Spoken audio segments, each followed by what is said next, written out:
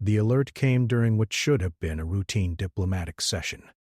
Commander Jake Morrison was halfway through his presentation to the Galactic Council when every alien delegate's communication device began screaming in unison.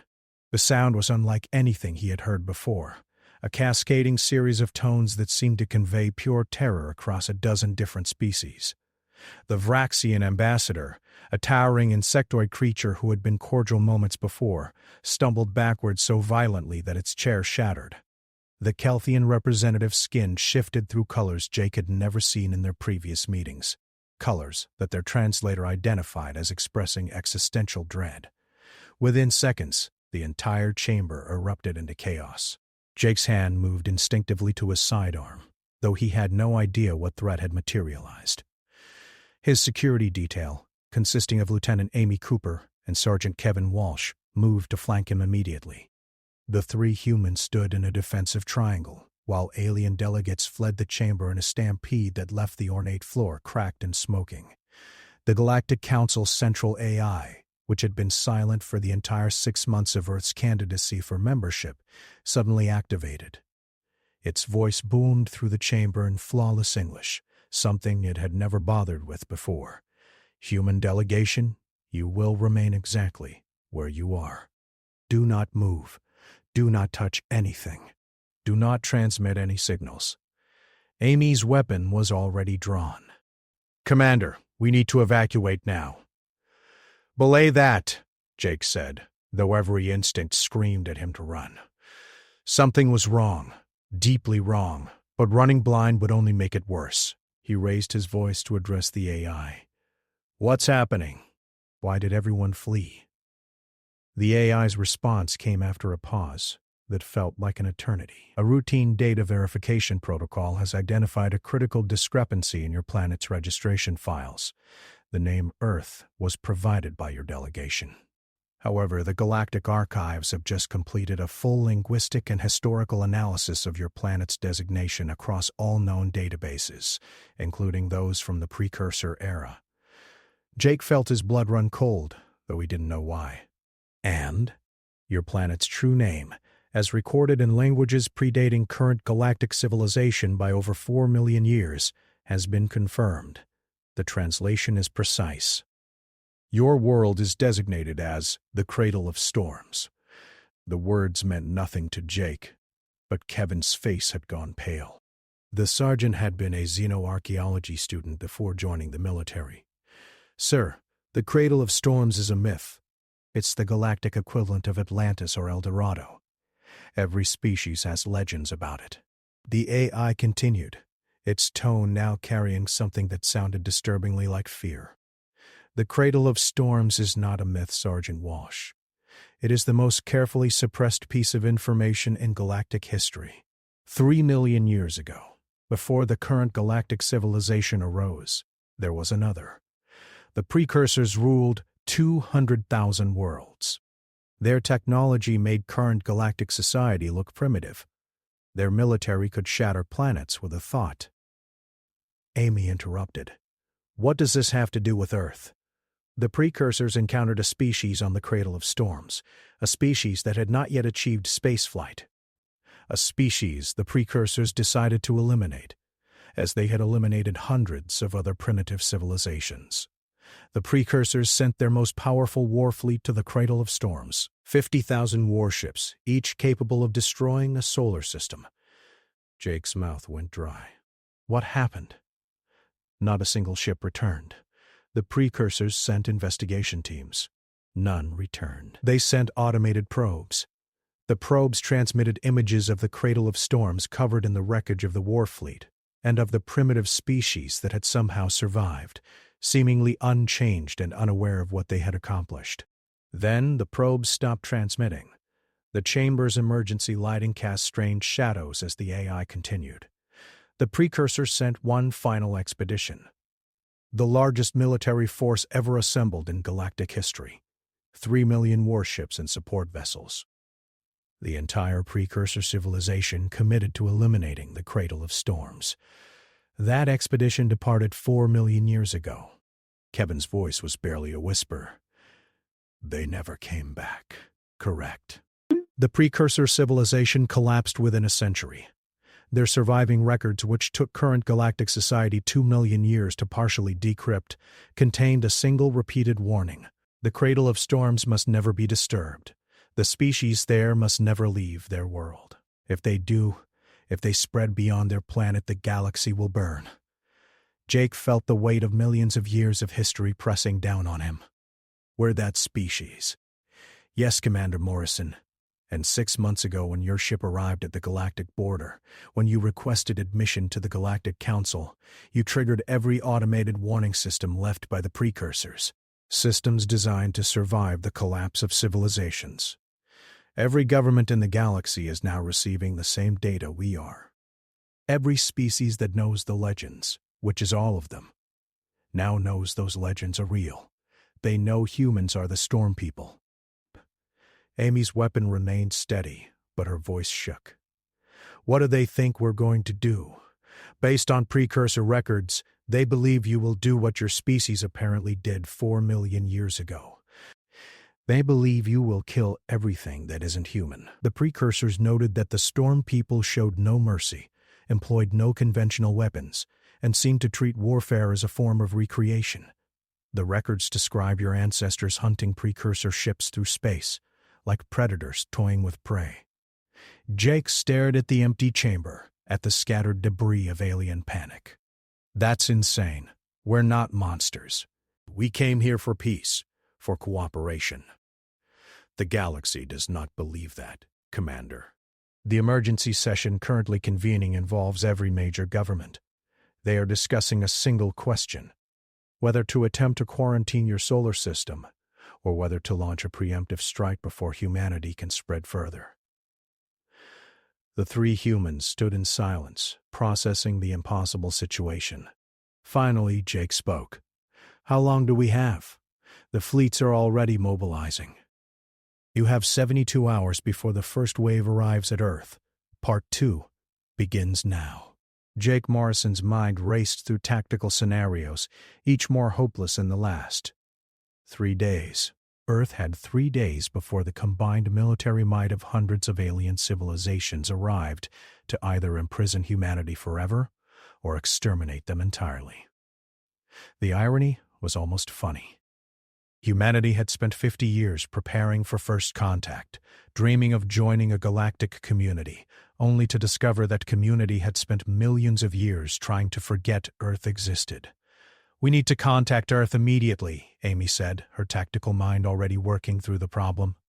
Every ship, every defense platform, every weapon we have needs to be ready.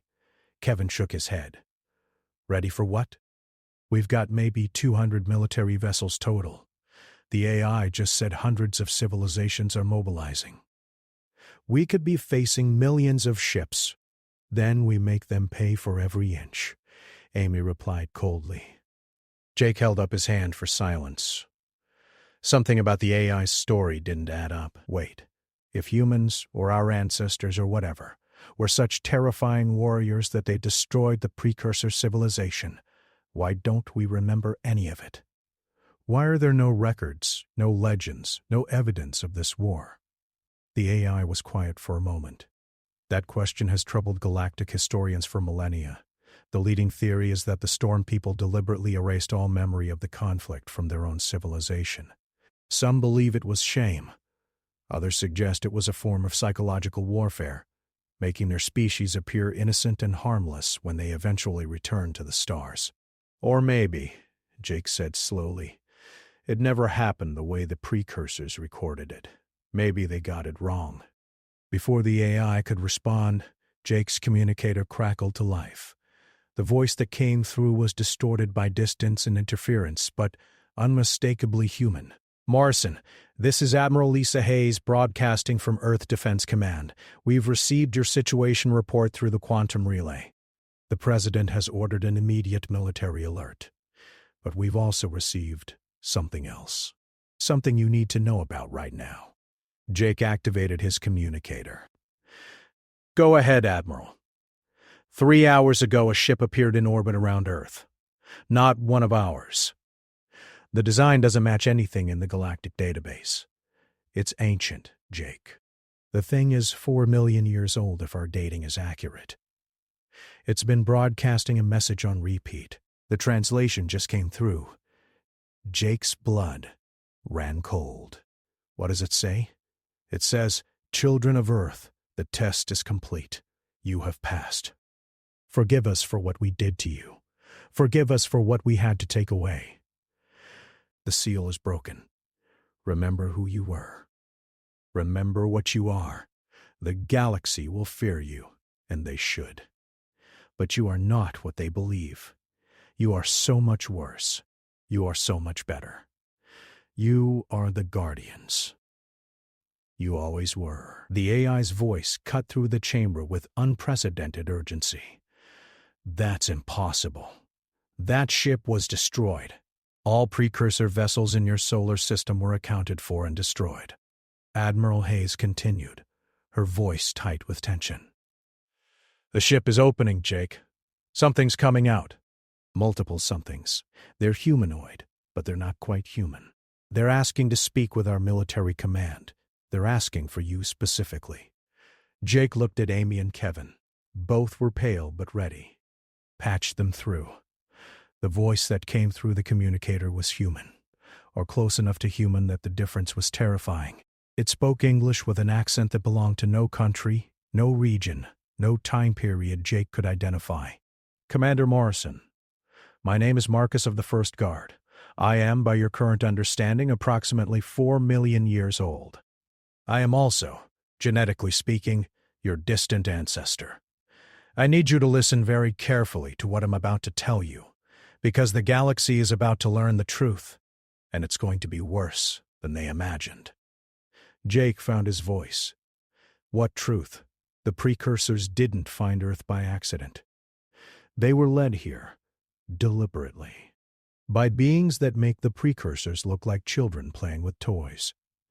These beings, we called them the architects, had been testing species across the galaxy for billions of years. They were searching for something specific, a species with a particular combination of traits: intelligence, adaptability, aggression, empathy, creativity, and one more thing: the ability to survive what they called the Crucible.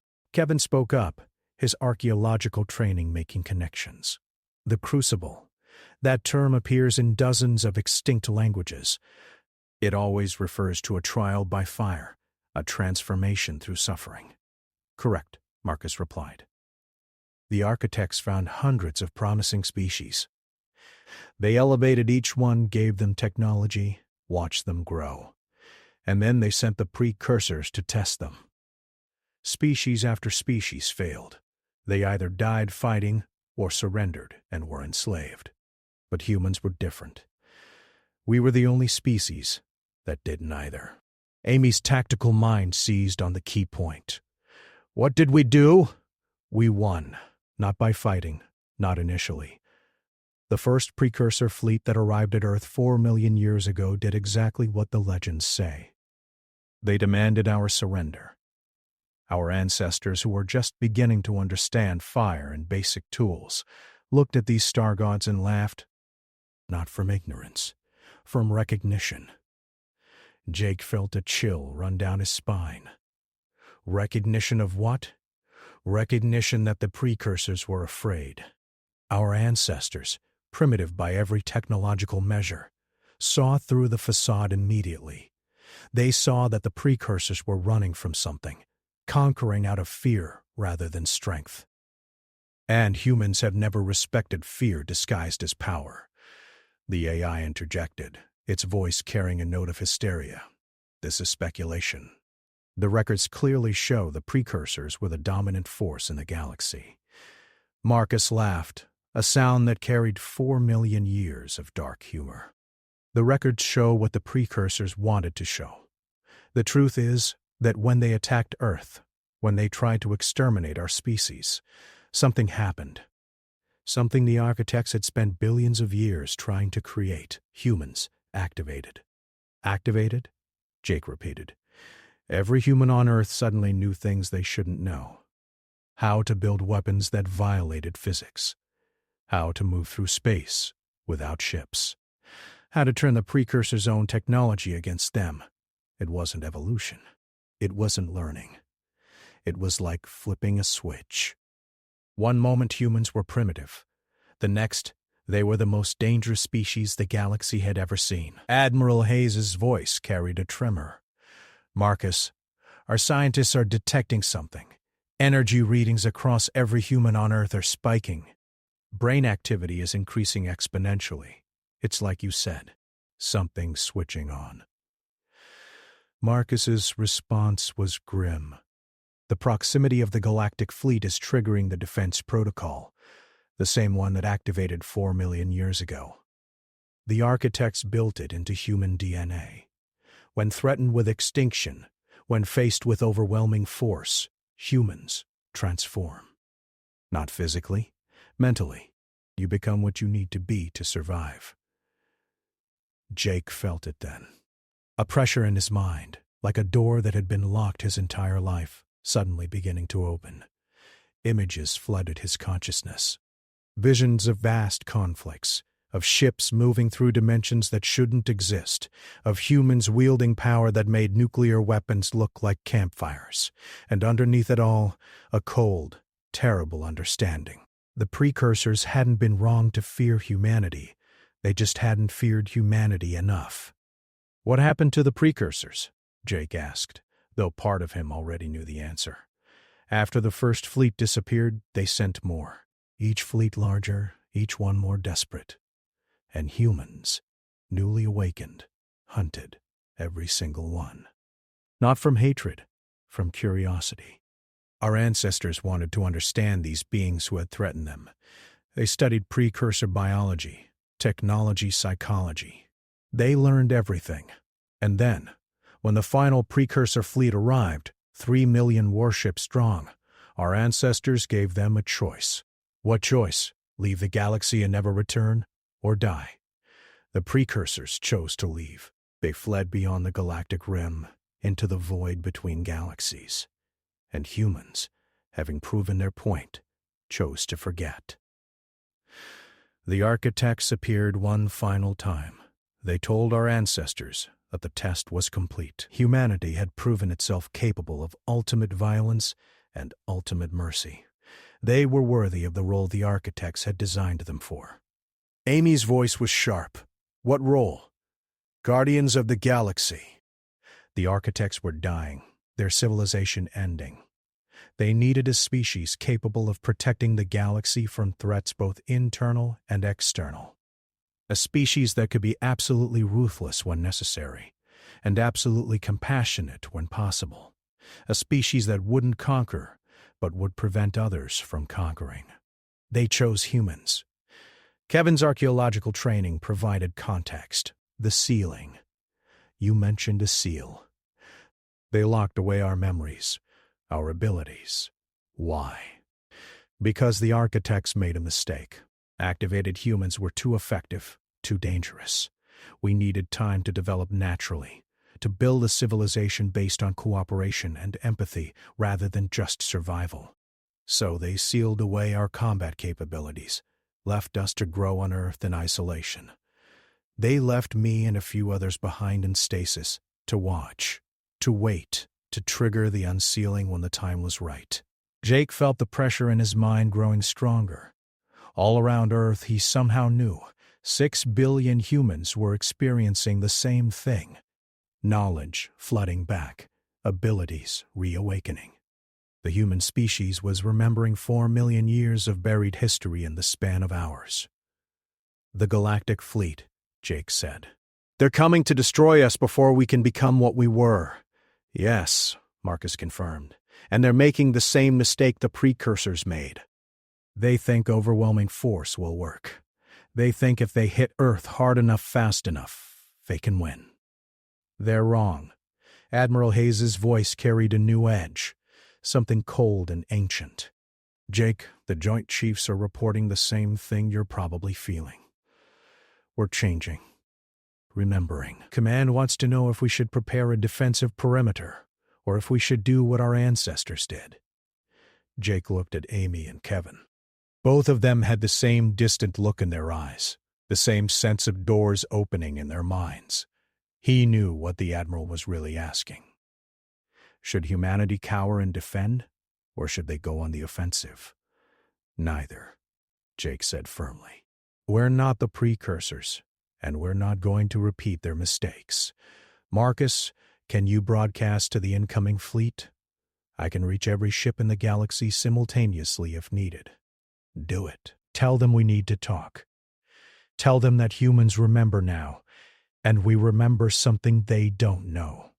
We remember why the architects chose us. We remember what's coming. There was a pause. Commander Morrison, you've been awakened for less than an hour. How do you know about what's coming? Jake smiled grimly. Because it's in the memories flooding back. The architects didn't just prepare us to guard the galaxy. They prepared us to guard it from something specific. Something they discovered out in the darkness between galaxies. Something that makes the precursors look harmless. Marcus's voice carried genuine surprise. The Void Collective. You remember them? Every human on Earth is starting to remember them. And if the galactic civilizations waste time and resources fighting us, they won't be ready when the collective arrives. According to these memories, we have less than a decade before the first Void Scouts reach the galactic rim. The AI, which had been silent during this exchange, suddenly spoke with panic, accessing precursor deep archives, cross-referencing Void Collective. Oh no! Oh no! The precursors weren't fleeing the galaxy because humans scared them. They were fleeing because the collective was coming. Humans were the only force that could stop it. That's why the architects chose them. Jake felt the weight of an entire galaxy's fate settling on his shoulders. Broadcast this message to every ship, every government, every species. Tell them Jake Morrison, commander of the human delegation, formally requests an immediate ceasefire and emergency council. Tell them we have 72 hours to convince them we're not their enemy. Tell them we have less than a decade to prepare for the real threat. Marcus's response was approving. Broadcasting now. But Commander, you should know something else. The memories you're receiving, the abilities that are activating, they come with a cost. Activated humans live for thousands of years. You age 1 year for every century. You'll watch everyone you knew before activation grow old and die while you barely age.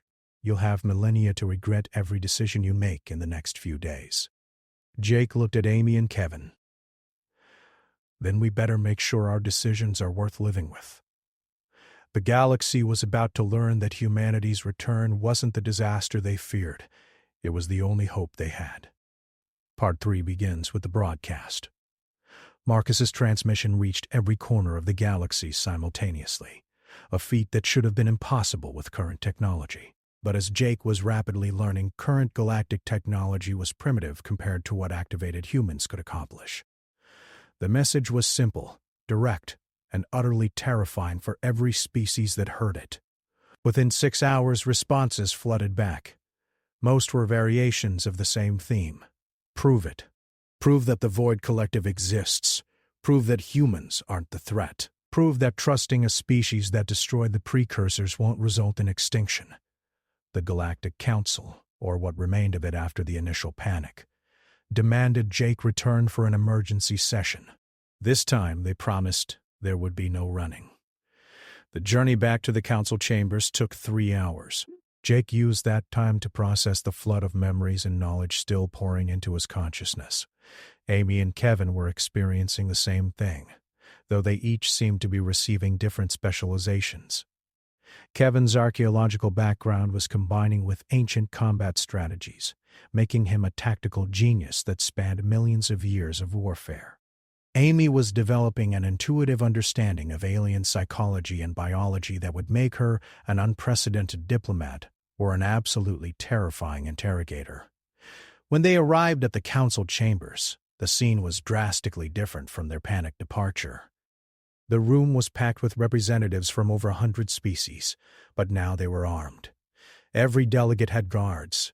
Every guard had weapons drawn, and every weapon was pointed at the human delegation.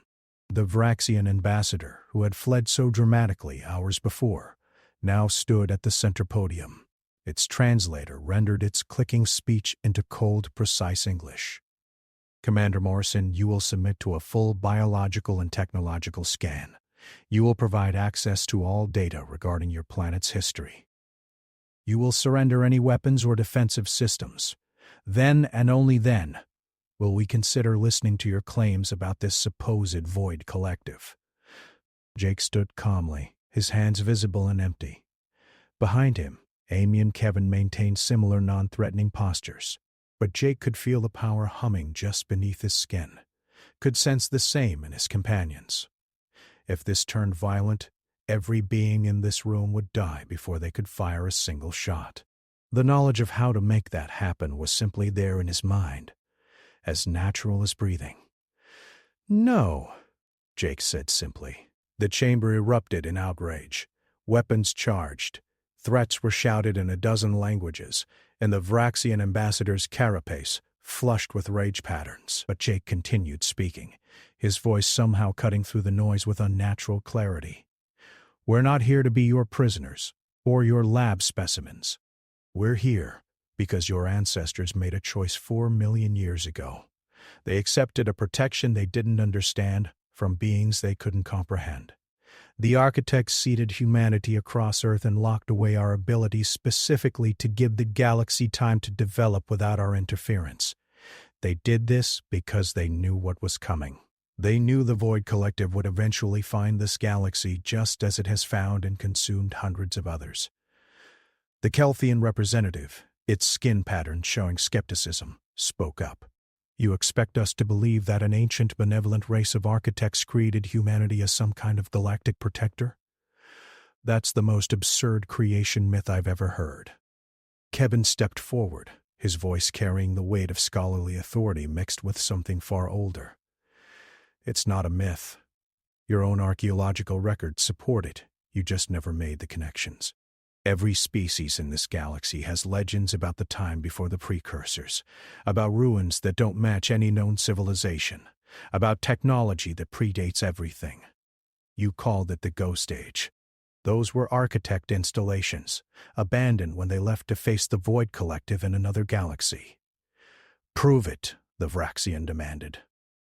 Show us evidence, Jake nodded to Amy, who stepped forward with a small device that she'd somehow constructed during the trip to the council chambers.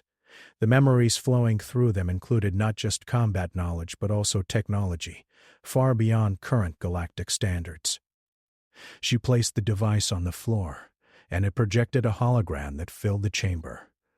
The image showed a star map, but not of this galaxy. It depicted another spiral arm, similar in size and structure. As they watched, the map animated, showing civilizations rising and falling across billions of years. Then, from the void between galaxies, something appeared. It wasn't a fleet or an army. It was more like a storm, a darkness that consumed everything it touched. Stars went dark. Worlds disappeared. Entire civilizations vanished in days. This is Galaxy X742, located approximately 60 million light-years from here, Amy explained, her voice steady despite the horrific images playing out. The architects were investigating dark energy fluctuations when they discovered this galaxy being consumed by the Void Collective. They studied it for centuries, trying to understand what they were facing. They learned 3 critical things. The hologram shifted, showing close-ups of void creatures. They were wrong in ways that hurt to look at, existing in dimensions that shouldn't intersect with normal space. They moved through matter like it didn't exist, and consumed not just physical resources, but something deeper, something essential to life itself. First, Amy continued, the collective isn't biological or mechanical. It's entropic. It feeds on order, on complexity, on organization. Every living being, every advanced technology, every complex system is food for it. Second, conventional weapons don't work. You can't shoot it, can't bomb it, can't fight it with normal military force. Energy attacks feed it, kinetic weapons pass through it. It exists partially outside our dimensional space. Kevin took over. Third, and most important, the collective can be fought, but only by beings capable of manipulating the same extra-dimensional space it occupies.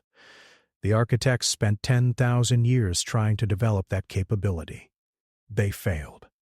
So they began testing species across multiple galaxies, searching for one with the natural potential for that kind of dimensional awareness. The hologram shifted again, now showing images from Earth's past. Primitive humans hunting, building, fighting, creating. But woven through it were moments of impossible insight, flashes of ability that shouldn't exist in a pre-spaceflight species. A hunter tracking prey through a forest and somehow knowing exactly where it would be hours later. A builder constructing a shelter that incorporated mathematical principles they couldn't possibly understand. Warriors winning battles through tactical genius that defied their limited experience. Humans had it, Jake said. That spark of something more.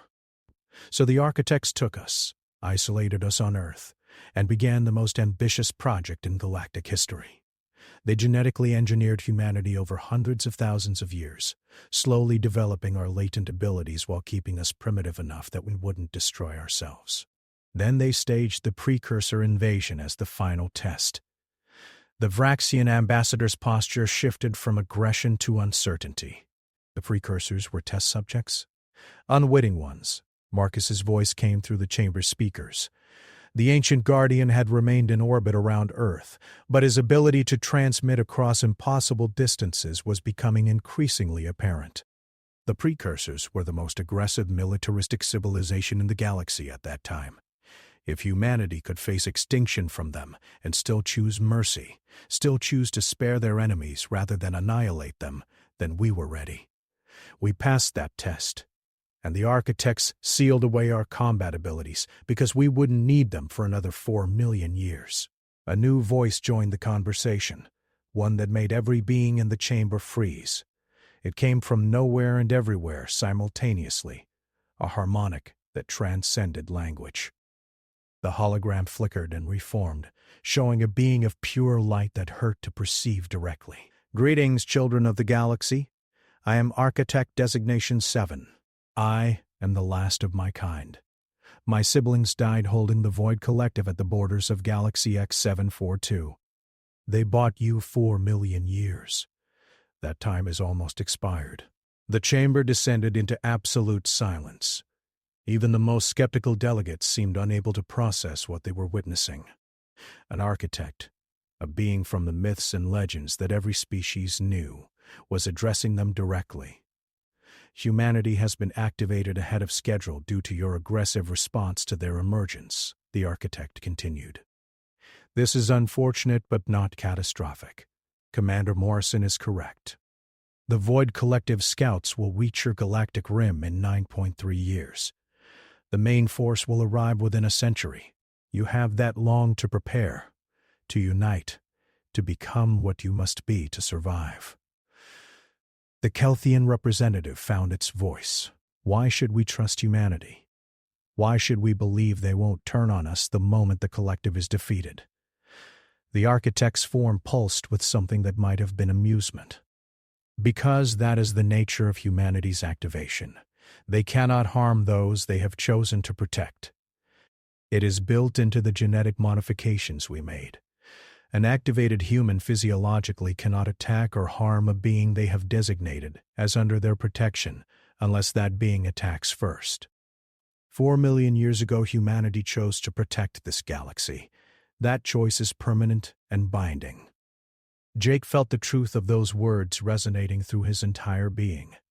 The very thought of harming the species in this chamber, of attacking any galactic civilization unprovoked, created a physical revulsion in him. It wasn't restraint or moral choice. It was a fundamental impossibility, like trying to voluntarily stop his heart from beating. However, the architect continued, its tone darkening, this protection only extends to those who accept it. Species that attack humanity, that attempt to destroy Earth or harm activated humans, break that protection. The consequences of breaking that protection are severe. I suggest you all consider this carefully in the coming days. The Vraxian ambassador's weapons lowered slightly. What do you want from us, Commander Morrison? Jake took a deep breath. I want 72 hours. Give me 3 days to demonstrate what activated humans can do. Let me show you what we're capable of, and why the architects chose us. I'll take a small team to the Galactic Rim, to the coordinates where the Void Scouts are expected to arrive first. We'll set up detection systems, early warning platforms, and defensive positions. You can send observers, record everything, verify that we're not a threat to you. And if we refuse? The Vraxian asked. If we decide the risk is too great and launch our attack on Earth as planned? Jake met the ambassador's compound eyes steadily. Then you'll be making the greatest mistake in galactic history. You'll be destroying your only defense against the Void Collective because of fear and paranoia. And when the Collective arrives, when it starts consuming your worlds and your people, you'll remember this moment. You'll remember that you had a chance to survive, and you threw it away. The chamber remained silent for a long moment. Finally, the Kelthian representative spoke. 3 days. You have 3 days to prove your claims. But Commander Morrison, understand this. If you're lying, if this is some elaborate scheme, every ship in the galaxy will converge on Earth. We will glass your planet until nothing remains but dust. Do you accept these terms? Jake nodded. I accept. But I need something in return. I need ships, supplies, and volunteers. I need representatives from at least 10 different species to come with us to the Rim. They need to see what we're facing with their own eyes. They need to understand why the architects made the choices they did. Over the next hour, the details were hammered out. A fleet of 30 ships would accompany Jake's team to the Galactic Rim. The human delegation would be monitored constantly. Every action recorded and transmitted back to the Council in real time. Any sign of aggression, any indication of deception would trigger the immediate destruction of the fleet and the subsequent assault on Earth. As the meeting broke up, Amy pulled Jake aside. This is insane. We're betting everything on memories that are only hours old, on abilities we barely understand, on the word of a 4-million-year-old being that could be lying or insane. Jake smiled grimly. Welcome to the new reality. We're activated humans now. Insane is apparently our specialty. Kevin joined them, his expression thoughtful. The memories include something else, something we haven't told them yet. The architects didn't just modify humanity, they left something else on Earth. A weapon, something they called the last resort. It's hidden somewhere on the planet, and only fully activated humans can find it. Jake felt his blood run cold as new memories surfaced. The last resort. A weapon designed to fight the Void Collective, built from technology that predated the current universe. The architects had called it their greatest creation and their greatest shame. A device that could push back the entropic tide, but at a cost that made its use almost as terrible as the collective itself. We'll worry about that later, Jake said firmly. Right now we have 3 days to convince the galaxy we're not monsters. Let's get to work. The journey to the Galactic Rim would take 48 hours at maximum speed. That left them less than 24 hours once they arrived to set up their demonstration and prove that humanity deserved to exist. The clock was ticking, and the fate of billions hung in the balance. Part 4 continues as the assembled fleet departed from Council space. The 30 ships represented a microcosm of galactic civilization. Vraxian dreadnoughts bristled with enough firepower to level continents. Kelthian science vessels carried sensors capable of detecting individual atoms across light years. A Xinthian medical frigate stood ready to analyze and, if necessary, contain any biological threats the humans might present. And scattered throughout the fleet were smaller craft from dozens of minor species, each contributing what they could to the mission. Jake's command ship was ironically a human vessel, the diplomatic cruiser Unity that had brought them to Council space 6 months ago. It felt like a lifetime had passed since then, though in reality it had been less than a day since the activation began. The crew of Unity, 37 men and women who had volunteered for humanity's first contact mission, were all experiencing the same flood of memories and abilities. The ship's doctor, Linda Grant, had set up a rotation to monitor everyone's condition, but the prognosis was consistent. They were changing, adapting, becoming something more than they had been. "Approaching the outer marker," called out pilot Danny Ross from the helm. His voice carried new harmonics, a side effect of activation that made every human voice subtly unnerving to alien ears. "We're officially beyond all charted space. From here on out, it's pure void."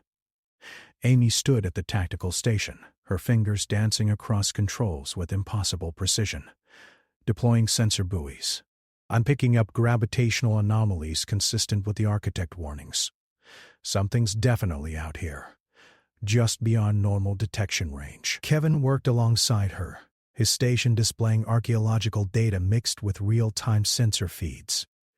The patterns match ruins we've found on dead worlds throughout the galaxy. The collective's been here before, probably millions of years ago during its last pass through this region.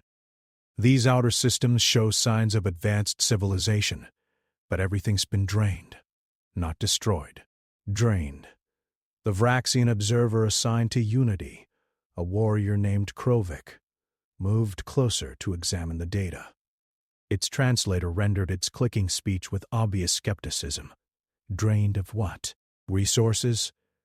"We see plenty of raw materials in these systems.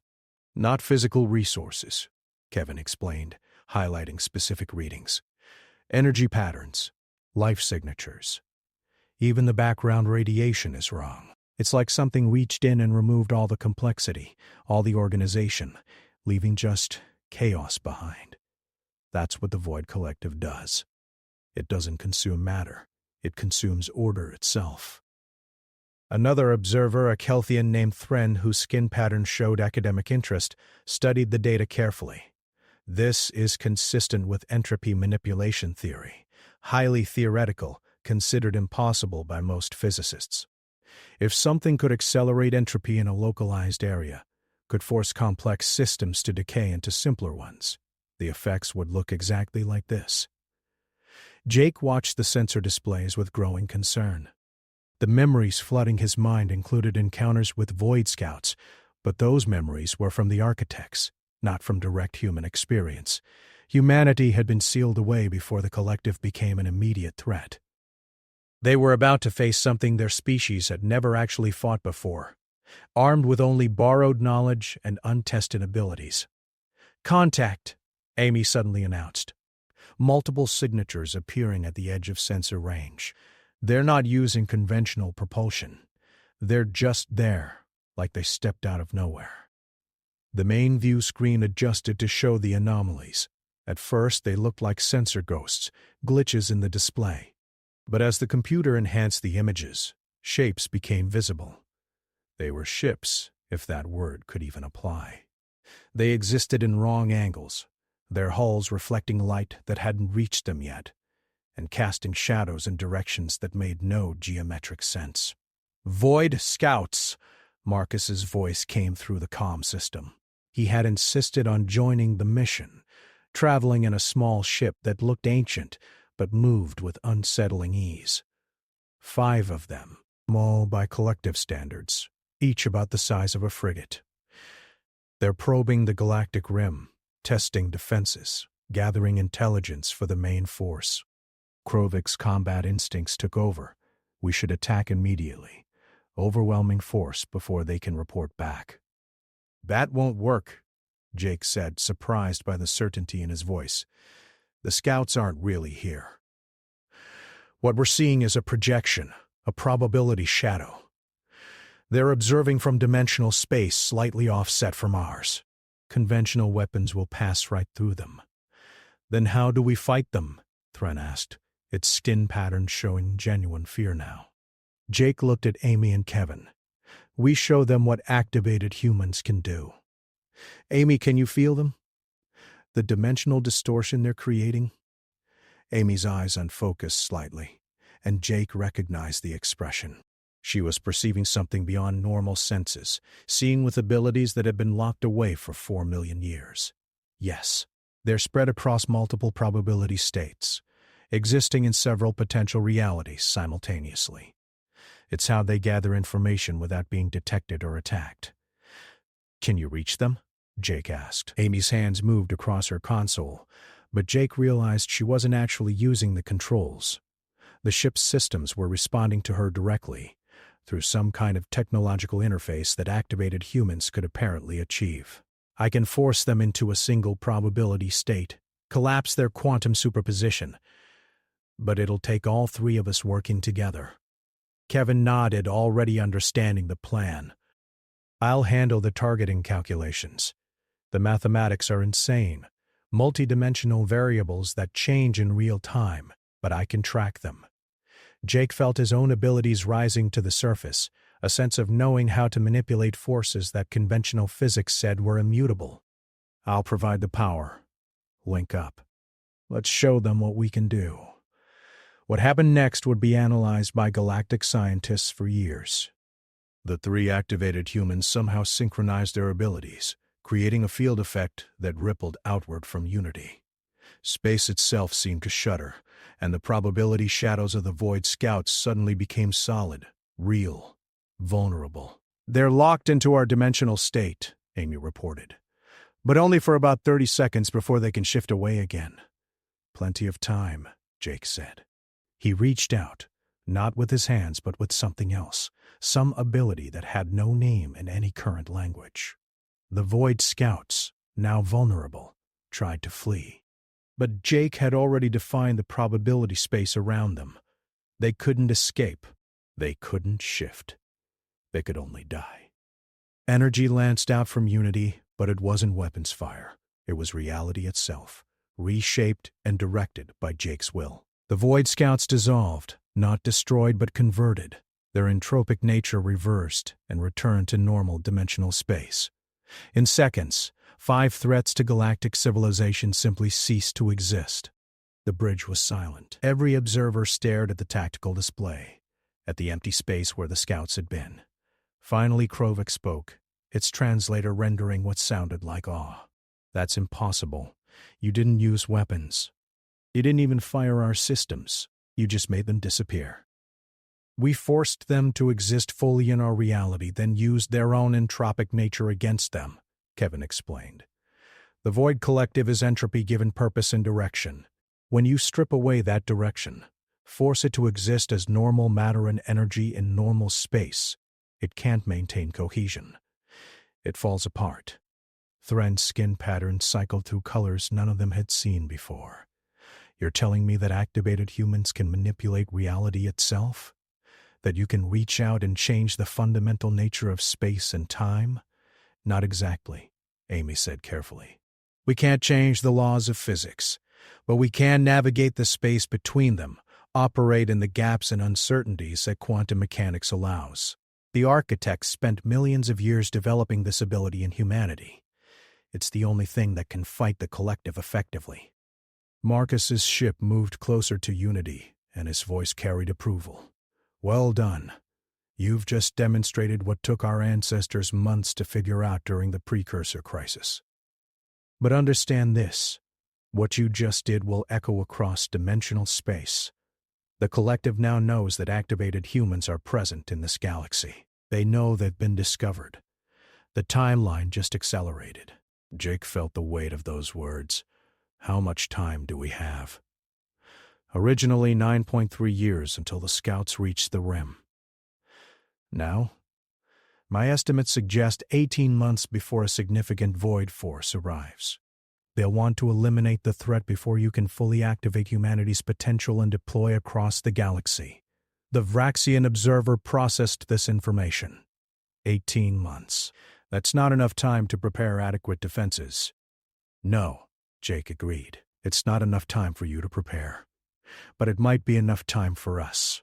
Marcus, how many activated humans are there now?" "Every human on Earth experienced the initial awakening, approximately 6 billion people. But full activation, the level you three have reached, takes time and training. Right now, I estimate maybe 10,000 humans are at combat-ready status. In 18 months, with proper training and the awakening protocols I can provide, we could have 10 million fully activated humans. Kevin pulled up tactical projections. 10 million activated humans, spread across defensive positions throughout the galaxy, each one capable of what we just did. That might be enough to hold the rim against the initial assault, but the collective's main force, when it arrives, will number in the billions. We'll be outnumbered 1,000 to 1. Then we don't fight them at the rim, Jake said, a plan forming in his mind built from fragments of architect memories and human strategic thinking. We let them in. We create a perimeter defense that looks strong but has deliberate gaps. We channel the collective forces into specific systems, away from populated worlds.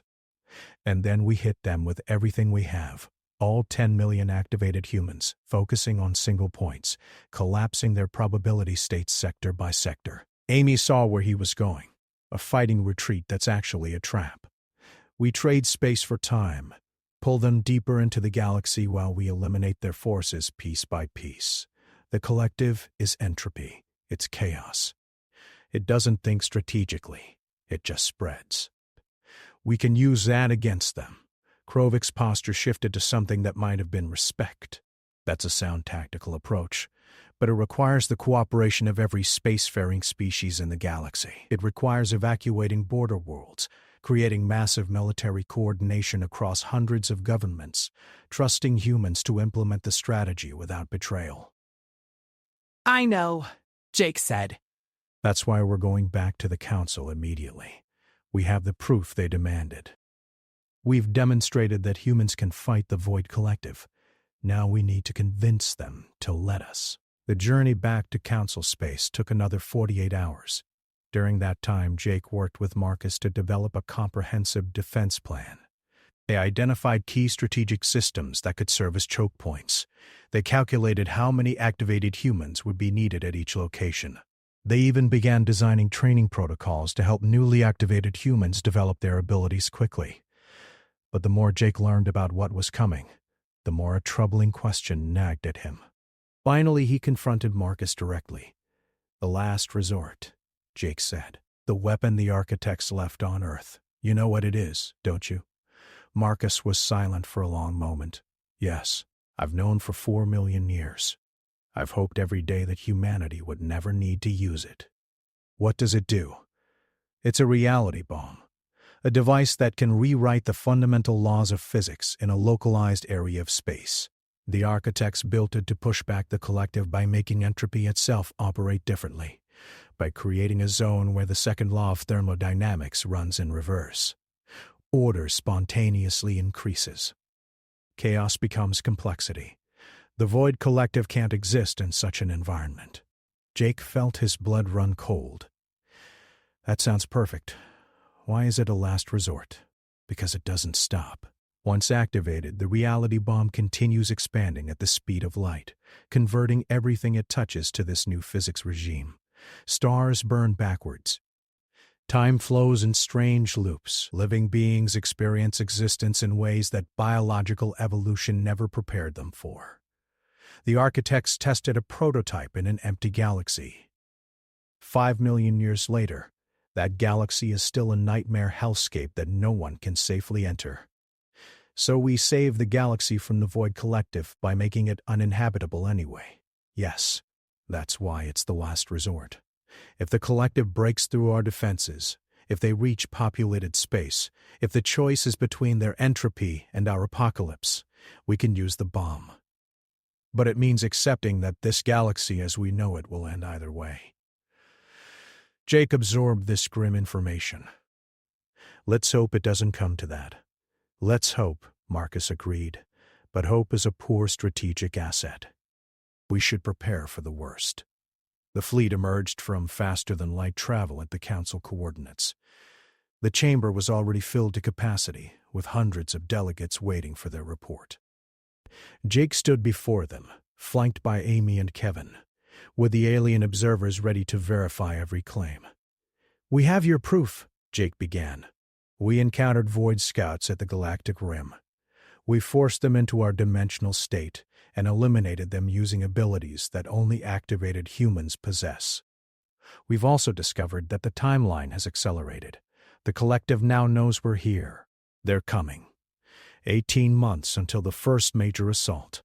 The chamber erupted in noise, but Jake's voice cut through it. We don't have time for debate or politics. We need unity, cooperation, and trust. Humanity is offering to serve as your first line of defense. We're offering to place our people, our very lives, between your civilizations and extinction. All we ask in return is that you support us, coordinate with us, and trust that the architects knew what they were doing when they created us. The Vraxian ambassador stood. I have witnessed what Commander Morrison claims. I have seen activated humans defeat Void Scouts with abilities that defy explanation. I believe his assessment of the threat and his proposal for defense are sound. My government pledges full support to this effort. One by one, other species added their support. The Calthians, the Xinthians, dozens of others. Not everyone agreed. Some species declared they would defend their own space independently. Others claimed neutrality. But the majority, seeing the evidence and hearing the testimony of their observers, chose to stand with humanity. Jake felt the weight of an entire galaxy settling on his shoulders. Then we have 18 months to save everyone. Let's get to work. Part 5 chronicles the most intense period of preparation in galactic history.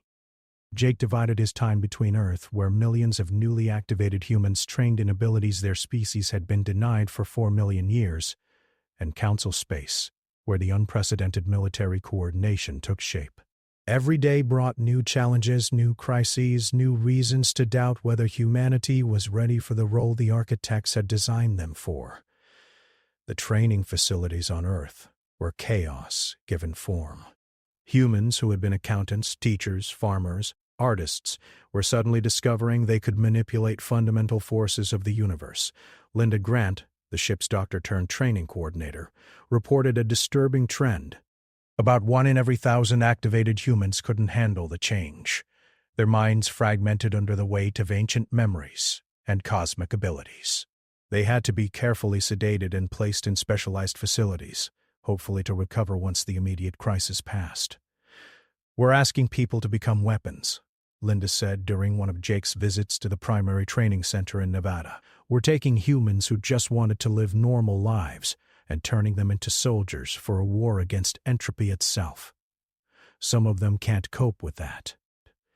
Jake watched as a training group practiced forcing objects into different dimensional states. They were getting better, faster, but the cost was visible in their eyes. I know, but if we don't do this, there won't be any normal lives left for anyone. Amy had taken charge of the diplomatic effort, working with representatives from over 50 species to coordinate defensive positions. The plan called for activated humans to be stationed at key points throughout the galaxy, with supporting forces from local governments providing logistics and conventional military backup. But tensions ran high. Many species still didn't trust humanity completely. Acts of sabotage were reported at several joint facilities. 3 human trainers were assassinated by extremist groups who believed the Void Collective was a hoax designed to give Earth control over the galaxy. We're trying to save them, and they're fighting us every step of the way, Amy said, exhaustion clear in her voice during a secure communication with Jake. I'm starting to understand why the architects sealed our memories. Maybe they knew that humans with this much power would face resentment and fear no matter what we did. Kevin's role focused on the technical side. He worked with galactic scientists to develop detection systems that could track void forces before they fully manifested in normal space. The mathematics involved were staggering, quantum calculations across multiple probability states that made conventional computers useless. Only activated humans could process the data fast enough to generate actionable intelligence. We're building a network of sensor stations across the entire galactic rim, Kevin explained during one of their regular strategy sessions. Each station staffed by at least 10 activated humans. They'll serve as early warning and first response. When the collective breaks through, we'll know immediately and can deploy our forces to contain them. Marcus proved invaluable during this period. His 4 million years of experience provided context and insights that no amount of inherited memory could match. He helped design the training protocols, identified which activated abilities were most crucial for combat, and served as a bridge between suspicious alien governments and humanity's command structure. But Marcus also delivered increasingly dire warnings. The collective scouts we destroyed sent back data before they were eliminated. The main void consciousness knows about activated humans now. It's adapting, changing its approach. The force that arrives in 18 months won't be a random probe. It'll be a deliberate assault designed specifically to test our defenses and eliminate activated humans if possible. 8 months into the preparation, the first major crisis hit. A border world called Vexus Prime, located in a strategic position along the expected void approach vector, refused to evacuate. The Vexians were proud, warlike people who insisted on defending their home themselves. They rejected the deployment of activated humans to their system, claiming it was an insult to their honor. Jake tried every diplomatic approach he could think of. He offered to have activated humans serve under Vexian command. He proposed joint training programs. He even traveled to Vexus Prime personally to plead with their government. Nothing worked. "We don't need your protection, human," the Vexian premier declared. "We have defended our world from threats for 10,000 years. We will not cower behind you now." 3 weeks later, Void scouts appeared in the Vexus system. The Vexian fleet, over 500 warships strong, engaged them immediately. Jake watched the battle feed from Unity, now serving as the mobile command center for humanity's defense forces. The Vexians fought bravely, brilliantly even. Their tactics sound and their courage absolute. It made no difference. The Void scouts phased through shields like they didn't exist. Weapons fire had no effect. Within 6 hours, every Vexian ship was converted to entropic chaos. The planet itself began showing signs of dimensional instability as the scouts started feeding on the ordered complexity of Vexian civilization. "Deploy to Vexus Prime immediately," Jake ordered. "Full response team. We stop this now before it spreads." The response team consisted of 50 activated humans led by Jake himself. They arrived at Vexus Prime to find the planet dying. The Void Scouts had multiplied, feeding on the world's biosphere and infrastructure. Millions of Vexians were already dead, converted to entropy. The survivors huddled in shielded bunkers, their proud civilization crumbling in hours. The battle that followed was brutal. Jake and his team had trained extensively, but this was their first real combat against Void forces. The scouts had adapted based on data from the Rim encounter. They split into smaller units, attacked from multiple dimensional angles simultaneously, and specifically targeted the activated humans. 5 humans died in the first 15 minutes, their abilities overwhelmed before they could coordinate effectively. Jake felt each death like a physical blow. These were people he'd trained with, friends he'd made during the long months of preparation, and now they were gone, erased from existence by enemies that shouldn't even be possible. "Regroup," Amy called out, her voice steady despite the chaos. "Pairs formation." Don't try to fight them alone. The tide began to turn as the activated humans adapted their tactics. Working in pairs, one human would force the scouts into normal dimensional space while their partner eliminated them. It was slower than the spectacular display Jake had performed at the Rim, but it was effective and sustainable. After 8 hours of continuous combat, the last Void Scout was eliminated. But Vexus Prime was devastated. 2 billion Vexians had died. The planet's ecosystem was so damaged it would take centuries to recover. And the survivors, seeing what the collective had done, what it could do, finally understood why humanity had insisted on deploying their forces. The Vexian premier, having lost everything including most of their government, met with Jake in the ruins of their capital. "We were fools. We let pride blind us to reality. Will you still protect us?" Jake looked at the devastation around them. That's what we're here for. But next time, listen when we tell you something is dangerous. We're not trying to control you. We're trying to keep you alive. The Vexus disaster had one positive effect. Species that had been skeptical of humanity's warnings suddenly became cooperative. Evacuation orders were followed. Activated humans were welcomed at defensive positions. The galaxy was finally starting to take the threat seriously. But Jake knew it wasn't enough. The void forces they'd faced at Vexus were scouts.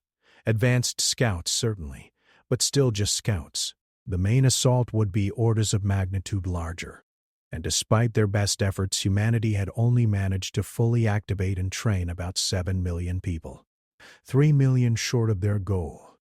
We're going to have to be enough, Kevin said during a strategy review session 6 months before the projected assault date. 7 million activated humans against what the architects estimated could be billions of void entities.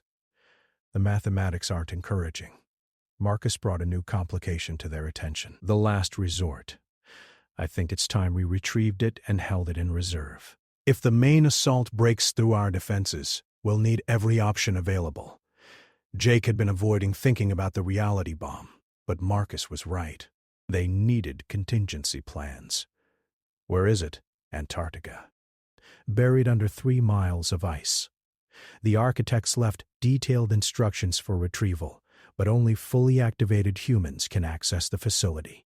It'll take a team of at least 20 to safely extract the weapon and transport it to a secure location. I'll lead the team, Jake said. We'll do it now, before the assault begins. If things go wrong, if we need it, I want it ready. The expedition to Antarctica took 3 weeks. The architect facility was unlike anything Jake had ever seen, even in his inherited memories. It existed partially outside normal space, a structure that hurt to look at directly. The last resort itself was surprisingly small, a sphere about the size of a basketball made from material that registered as impossible on every sensor they used. This is it, Marcus said quietly. The ultimate weapon against the Void Collective, and the potential death sentence for our galaxy. Jake held the sphere carefully. It felt warm, almost alive. Let's hope we never have to use it. They transported the last resort to a secure facility orbiting a dead star in an uninhabited system. Only Jake, Amy, Kevin, and Marcus knew its exact location. If things went catastrophically wrong, if the collective broke through and threatened the core worlds, one of them could retrieve and activate it. The final weeks before the projected assault were a blur of preparation and coordination. Jake barely slept, surviving on the enhanced endurance that came with activation. The defensive network was as ready as it would ever be. 7 million activated humans stood at their positions across the galactic rim. Supporting forces from dozens of species waited in reserve. Detection grids monitored dimensional space continuously. And then, exactly 18 months after the first scout encounter, the sensors at Outpost Theta 7 detected the signature everyone had been dreading, a massive dimensional distortion forming beyond the galactic rim. The main void assault had arrived. Jake stood on the Bridge of Unity, which now served as the central command vessel for humanity's defense. Around him, his core team monitored data flowing in from across the galaxy. The scope of what was coming was beyond anything they'd prepared for. Sensor stations are reporting contacts, Amy said, her voice tight. Thousands of them. Tens of thousands. They're not entering through a single point. They're hitting the entire rim simultaneously. Kevin pulled up tactical displays. It's a coordinated assault across a front that spans a third of the galaxy. They're not testing our defenses. They're trying to overwhelm them through sheer numbers. Marcus's voice came through the comm. This is the Void Collective's standard doctrine. They learned millions of years ago that concentrated defenses can be bypassed by simply attacking everywhere at once.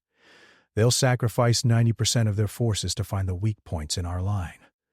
Then we make sure there are no weak points, Jake said. He opened a channel to every activated human in the defensive network. All stations, this is Commander Morrison. The collective is here. You know what to do. You've trained for this. Trust your abilities. Trust each other. And remember, every entity you stop is a world you save. Good hunting. The battle began, and it was like nothing in recorded galactic history. 7 million activated humans fighting simultaneously across thousands of star systems, each one forcing void entities into normal space and eliminating them before they could spread. The conventional military forces, while unable to directly engage the collective, provided crucial support, evacuation assistance, and defense against the smaller void constructs that managed to partially manifest. For 3 days, the battle raged without pause. Jake remained at his command post, coordinating the defense, deploying reserves to critical positions, watching as the casualty reports came in. 50,000 activated humans died in the first day alone. The Void Collective was learning, adapting to their tactics faster than anyone had expected. But humanity was learning too. New techniques were developed in the heat of combat and shared across the network instantly. Some activated humans discovered they could link their abilities, creating fields that collapsed entire swarms of void entities simultaneously. Others found they could use the dimensional distortions the collective created against them, redirecting entropic energy back at its source. On the 4th day, something unexpected happened. The void assault suddenly reduced in intensity, not stopping, but pulling back from the most heavily defended positions and concentrating on specific sectors. They're changing tactics, Amy observed, focusing their forces. They're going after specific targets. Kevin enhanced the tactical display. They're targeting our sensor stations. They've figured out that our early warning network is what makes our defense possible. If they eliminate the stations, we won't know where they're attacking until it's too late. Jake made a decision that he knew he'd second-guess for the rest of his very long life. Pull back from the rim. All stations evacuate to secondary positions. We're going to let them think they've won. The order was controversial. Several sector commanders argued against it, but Jake overruled them all. The activated humans at the rim stations withdrew in carefully orchestrated waves, making it look like they were being overrun. The void forces surged forward, pouring through the gaps in the defensive line, and entered the trap Jake had planned from the beginning. The border systems the collective invaded had been carefully prepared. Every planet evacuated, every station automated, every resource removed. The void entities found nothing to feed on, no complexity to convert to entropy. They were channeled into dead space deliberately designed to be useless to them. Now, Jake ordered. All reserves execute Operation Crossfire. 3 million activated humans who had been held in reserve suddenly deployed to the border systems the collective now occupied. They attacked from every direction simultaneously, collapsing the probability states of millions of void entities in a coordinated strike that had taken months to plan and seconds to execute. The void assault shattered. Caught in an ambush of unprecedented scale, the collective forces fragmented and dispersed. Humanity's activated warriors pursued them systematically, hunting down stragglers, eliminating concentrations before they could reorganize. After 7 days of continuous combat, the assault ended. The Void Collective had been driven back beyond the galactic rim. Humanity had won its first major engagement against entropy itself, but the cost was staggering. Over 800,000 activated humans were dead. Dozens of border worlds were damaged beyond immediate repair. And everyone knew this was just the beginning. The collective had tested their defenses and found them strong, but not unbeatable. They would return, larger, better prepared, more determined. Jake addressed the Galactic Council from Unity's bridge, exhaustion clear in every word. We stopped them, but this was just their opening move. The real war is coming. We need to accelerate the activation of more humans, expand our defensive network, develop new tactics and weapons. The collective knows about us now. They know we're the one thing in this galaxy that can fight them effectively. They'll be back, and next time they'll come at us with everything they have. The Vraxian ambassador, who had witnessed the entire battle from Council space, spoke with genuine respect. "What do you need, Commander Morrison?" "Time, resources, and trust. Give us 10 years and we can fortify this galaxy against anything the Collective can throw at us. Give us 20 and we might be able to take the fight to them, to push them back beyond this region of space entirely." The Council deliberated for less than an hour before providing their unanimous answer. Humanity would receive everything it asked for. The defense of the galaxy was now formally in human hands. Marcus contacted Jake privately after the council session. "You bought us time, but at a terrible cost. 800,000 dead, with thousands more injured or psychologically damaged beyond repair. Can humanity sustain this? Can you?" Jake looked out at the stars, at the galaxy he'd sworn to protect. "We don't have a choice. The architects designed us for this. 4 million years of preparation for a war against entropy. We'll do what we have to do.